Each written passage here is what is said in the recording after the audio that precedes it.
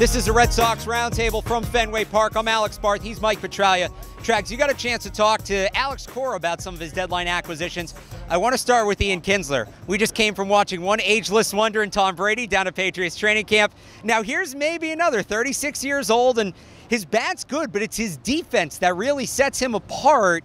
At 36, how's he doing this? Well, it's interesting. I asked Alex Cora about the defensive impact that a guy like Ian Kinsler can have at his age, 36. And he said, look, this is a guy whose metrics show us over the last 3 years he's the best, or one of the very best defensive second basemen, and certainly one of the best middle infielders in the game. And that's why they went out and got him, because it obviously improves and stabilizes a critical component of the defense, and that's middle infield defense. And if you're going to be good in the postseason, you've got to be good. What do we always say about the baseball cliche? Good up the middle. And Ian Kinsler provides that. The other thing is, look no further than Thursday night when Ian Kinsler in the seventh inning made not one but two spectacular Gold Glove caliber plays.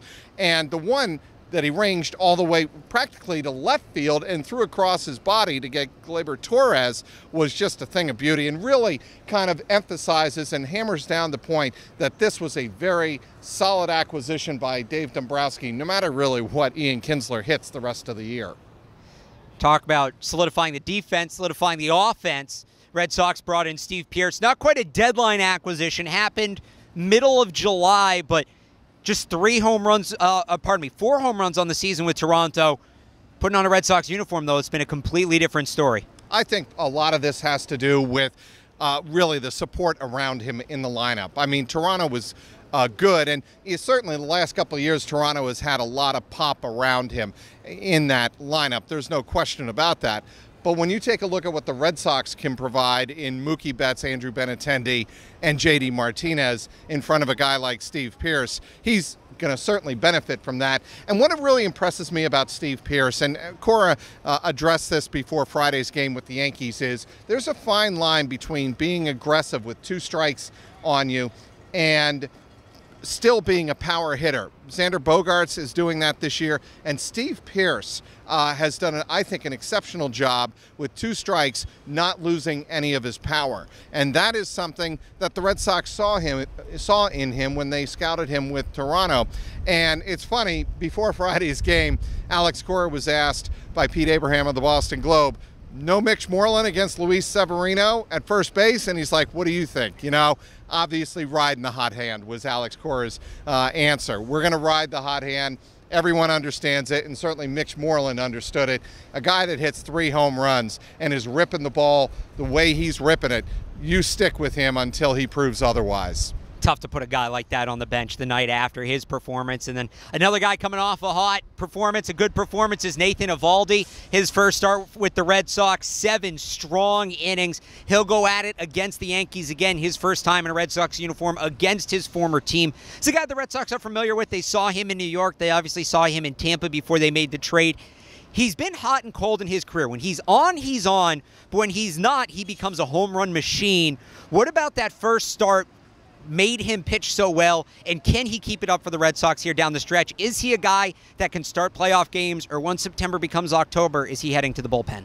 I don't know. I think you certainly have to wait for the last 2 months of the season to play itself out before fully answering that question. Right now, it's guesswork. Right now, you'd probably say no. He's certainly rotation depth, and you need 4 and 5 starters, number 4 and number 5 starters, to finish out the season strong and hold off the New York Yankees. That's a big part of this. But really, what Alex Cora was talking about before Friday's game with New York is, in his first start, what they saw with Eovaldi is he still has top flight velocity, 96, 97, but it's how he's spotting his cutter when he takes something off in the low 90s, or when he throws his breaking ball or throws something off speed. He's got command of it, and that is something that they really saw in Tampa Bay. His numbers still is ERA north of 4, but they feel very confident that with Dana LeVangie working with him, with the Red Sox pitching staff and bullpen people working with him, they can really refine that, and he can become a very useful, a very important part of the rotation coming down the stretch. Before we wrap it up here, of those 3, Pearce, Eovaldi, and Kinsler, Obviously, they're all important. They were all brought in here for a reason. Who should the most focus be on? Who really needs to perform at a high level for the Red Sox to win a World Series this year, if you had to pick one? Boy, I'm going to go with Ian Kinsler because he's an up-the-middle guy. He's a defensive guy. And how many times in critical postseason games do we see a double play not turned or turned in a spectacular fashion that makes a difference in a game? I would say Ian Kinsler, for the defense he brings up the middle, could be the important acquisition at the trade deadline. Then I'd say Steve Pearce because of a bat that he provides you off the bench. That is something that the Red Sox, really frankly, last year against the Astros didn't have. And this year they've got a guy like Steve Pearce. If, obviously if Mitch Moreland starts at first base and JD Martinez is the DH, you can slot him in late in the game and he can also come in and play first base. I mean, you mentioned those double plays late in games. Every Red Sox fan's got to think about 2013. Jose Iglesias, the ground ball up the middle. He boots into center field. It was never the same series after that. Those were Dave Dombrowski's Tigers, right? They were, I believe. That is correct. And, Dave Dombrowski has always had this thing about getting his team ready for the postseason. He did it in Detroit. And he is a guy that, he is a former Executive of the Year winner in the American League with the Detroit Tigers. I think he is having a Executive of the Year type of season with the Red Sox this year. If I had a vote, and even if I were standing in the middle of Kansas City, Missouri, my vote right now would have to be for Dave Dombrowski as MLB Executive of the Year. We will see if it culminates in a World Series, if his additions pay off.